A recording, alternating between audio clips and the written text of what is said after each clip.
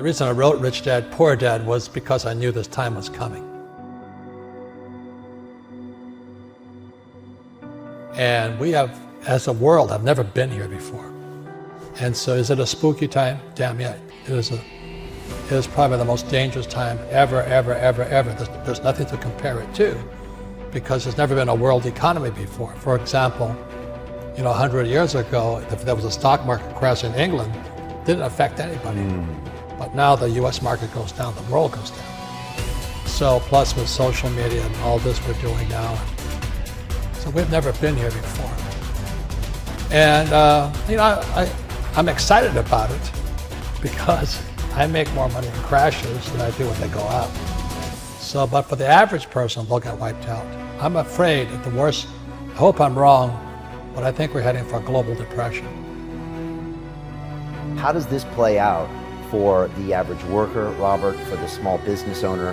I mean, what does the next 3 months look like? Because it doesn't look pretty. I mean, people are already being laid off, made redundant. There's no cash flow in most of these businesses. How does that play out? Well, let me give one more stat, just to give you the size of it, okay? The national debt for World War II was $25 billion. Every day today, they're printing $125 billion. Every single day, that's like 5 World War IIs per day. They're printing so much money to keep this think of a hot air balloon with a tear in it. And they're doing desperately trying to fix this tear, but no matter how hard they try, the tear has gone beyond, it's coming down. So in financial terms, it's called our debt to GDP has now gone from 60 to 90 to 105, it's going to 120. We're bankrupt. And they're going to print more and more money, which means savers are losers, just as I predicted. Your money is going to be worthless in a few years. Wow. So my message is the same as some of your other guests. This is metamorphosis time. Financial education, in Rich Dad's terms, is really financial transformation. And definition of metamorphosis is very important. Metamorphosis, the definition is the evolution or the transformation from an immature form to an adult form. An immature form to an adult form. Metamorphosis is the same as a caterpillar turning into a butterfly. And Fuller always said there's nothing to predict a butterfly inside a caterpillar. So everybody listening right now, if you're struggling financially, just think of yourself as a little caterpillar. And this crisis is your cocoon. The question is, what do you emerge as? Do you emerge as a victim? The world did that to me, and the capitalists are crook, and the rich are bastards, and all this stuff? Or do you say, oh, this is the best thing that ever happened to me? The same as my health. I am ground zero for the coronavirus. All that does is inspire me to get healthier. You're either going to get healthier and wealthier, or you're going to go bust. Your choice. It sits between your ears, your heart, your body, your mind, your spirit, your attitude. This could be the best thing that ever happened to you, physically, mentally, emotionally, spiritually, if you turn out to a butterfly or somebody will step on you like a little worm. It's your choice. Now, if you're in trouble today, my message is not so kind. This is hard talk, not happy talk. The crisis is in your head. Now, that's the bad news. The good news, you can change the crisis by changing what's inside your head. And so I hate to brag, but I'm doing extremely well financially today because as I was warning everybody, this crisis was coming. But it would be irresponsible of me to warn people of the crisis and not personally make changes myself. So right. The good news is the crisis is in your head. The bad news is in your head. The most important thing that can happen right now is not job security, but meaningful work. So you and I don't need the money, but our work is meaningful. And it's our meaningful work that gets us through the hard times. So the good news is my company is sold out. We cannot keep up with product. The bad news is the supply chain shut down, but that's a good problem. We have tons of cash. I have gold, I have silver. And I do have challenges in the real estate market, but that's going to make me stronger.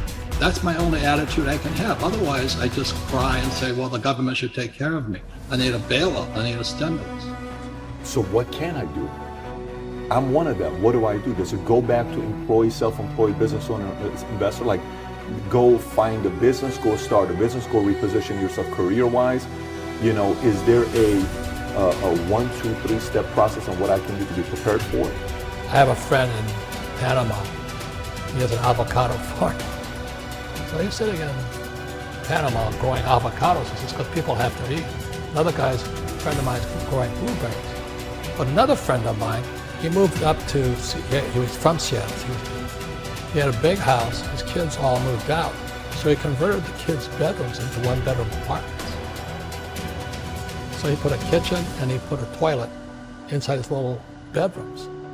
And so he now rents out 4 bedrooms. He's making more money today than ever before because a lot of workers commute to Seattle.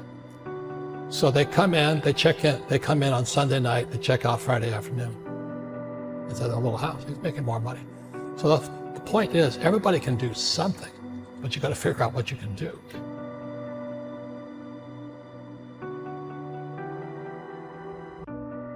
Well, the reason the rich don't work for money is number one expense is tax. See, there's 3 kinds of income: earned, portfolio, passive. So earned income is if I get a job, that's earned income. If I'm a doctor or a programmer, that's earned income because I'm working for it. If I buy, let's say, Apple for $10 and I sell it for 20, that's portfolio income, capital gains. Yeah. But passive income, which is cash flow,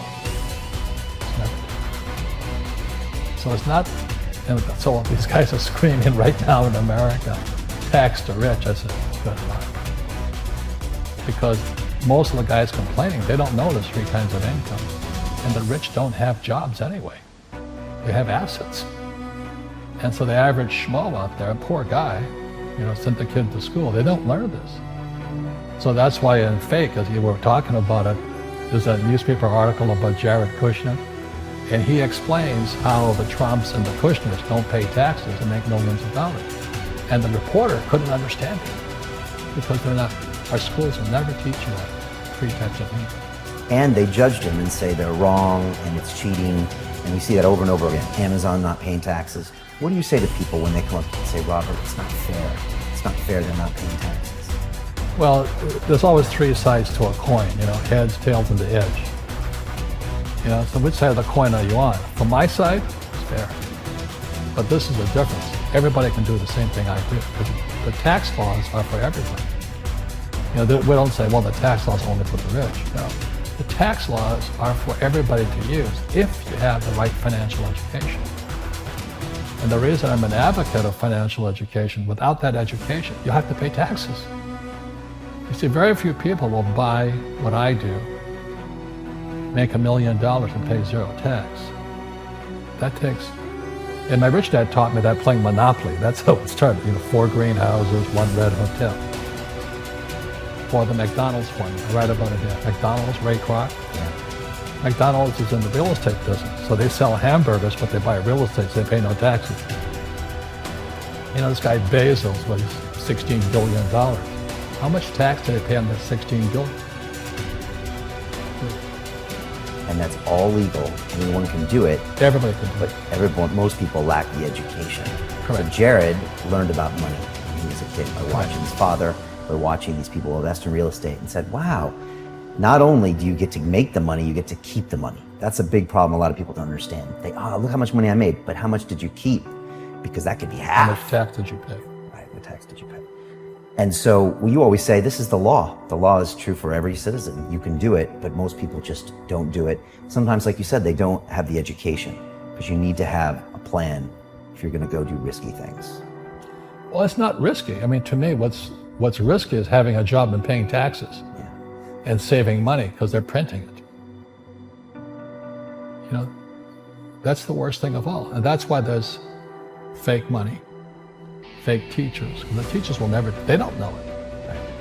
And fake assets, because Wall Street or the City of London or Lehman Brothers or Goldman and all, they're not going to tell you this.